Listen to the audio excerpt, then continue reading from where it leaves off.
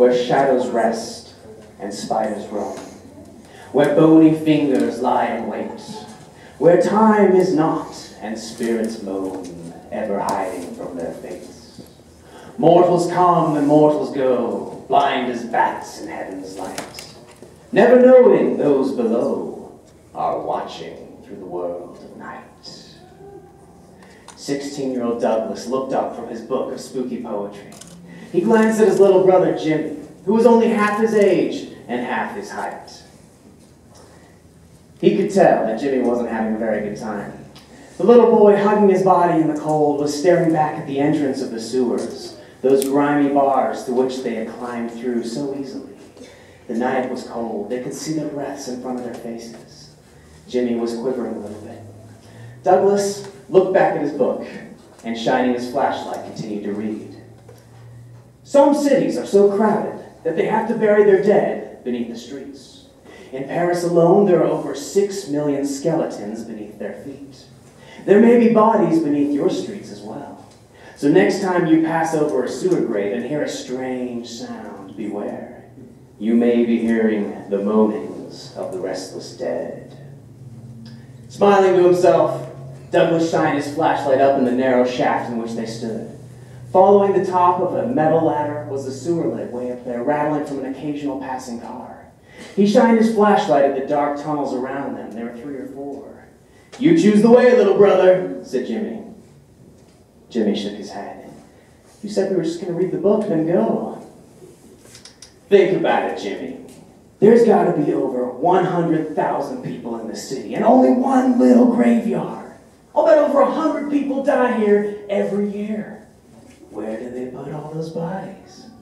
They've got to be down here somewhere, and we're going to find them, and we're going to be famous. Are you coming or not?" Jimmy shook his head as he stepped back. "I knew you'd chicken out." Douglas pulled out a rope. "Hold on to this. When I get to the end of the line, I'll turn around.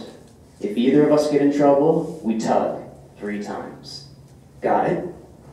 Jimmy nodded, wrapping the rope around his little wrist. Douglas handed him the spooky book. "Here, enjoy some light reading while you wait." Then, laughing to himself, he ducked into one of the tunnels, crouching as he disappeared, taking the light with him. Well, Jimmy quickly reached into his pocket and pulled out his own little flashlight. He could feel the rope tugging on his wrist, which made him feel a little bit better. But to pass the terrible, monotonous time, he didn't know what else to do but read the book. In the 19th century, when the practice of purchasing and dissecting cadavers was illegal, aspiring doctors sometimes resorted to hiring grave robbers. They would then practice on the bodies in secret. Now, there are many accounts that those who engaged in this dubious practice soon afterwards suffered mysterious and sudden death. The moral is too plain. Those who disturb the resting places of the dead will soon and surely suffer their wrath. Following death, most spirits move on to the next world, but there are some who linger.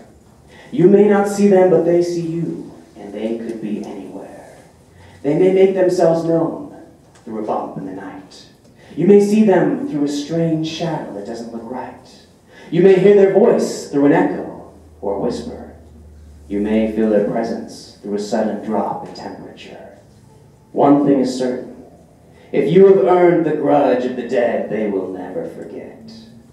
If you fear you are being haunted, go to a public place with plenty of light. They hate light and will do anything in their power to diminish it. Whatever you do, never be alone in a dark, confined area. Jimmy slammed the book. He'd heard enough. He hollered after his brother, asking him how long it was going to be, but there was no response. All he heard was his own echo coming back. Then there were 3 tugs on his wrist. Is this a prank? Again, Jimmy hollered after his brother. "Douglas! Douglas!" came the echo. But that was it. Knowing he had no choice, maybe his brother needed him, he got the end of that rope and he tied it around the metal ladder that led up to the sewer lid. Then, looking at the dark tunnel, he knew he had to go in. He didn't have to duck very much, he was so small. He found himself sloshing through murky water, feeling along the concrete and pulling that rope.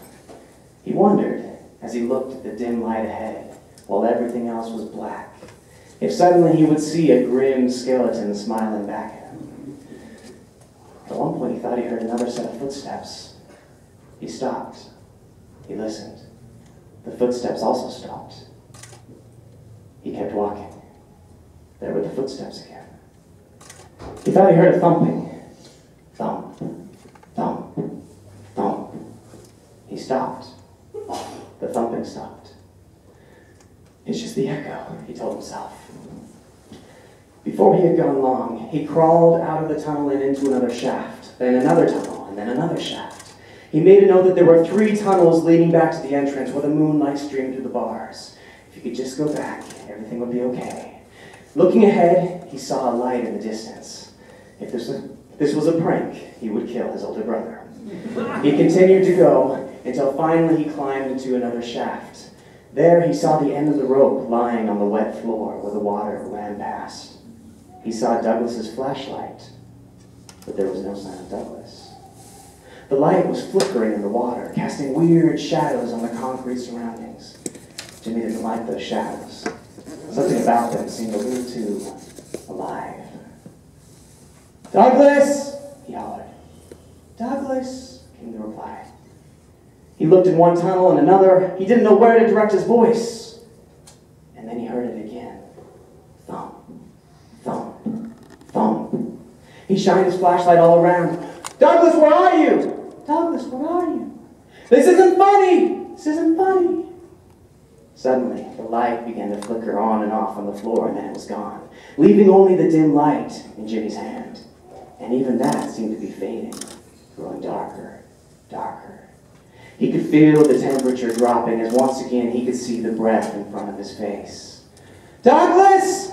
Douglas! This isn't funny! This isn't funny! Where are you?" "Behind you."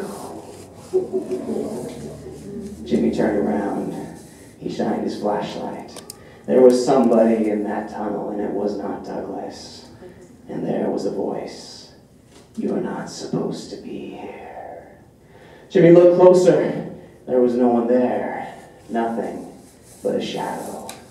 And just then, his light went completely out.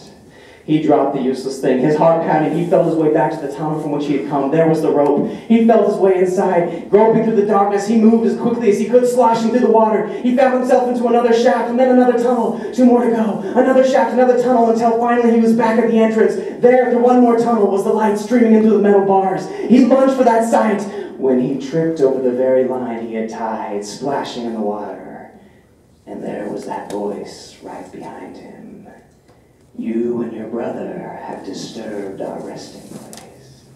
As a final effort, Jimmy grabbed onto the bars of the ladder. He started to pull himself up that shaft, when from below, that voice kept getting closer.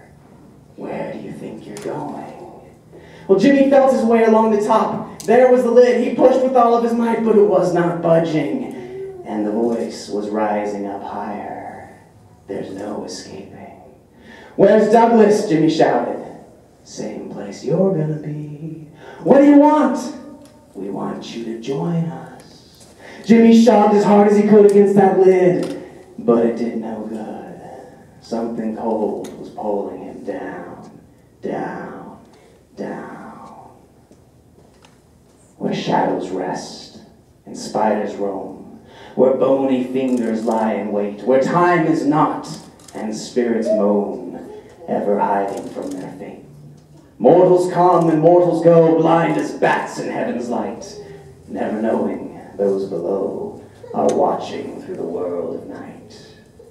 You may not see them, but they see you, and they're always watching. You may hear them through a bump in the night. You may see them through a strange shadow that doesn't look right. You may hear their voice through an echo or a whisper. Whatever you do, never be alone in a dark, confined area, for that is when they strike.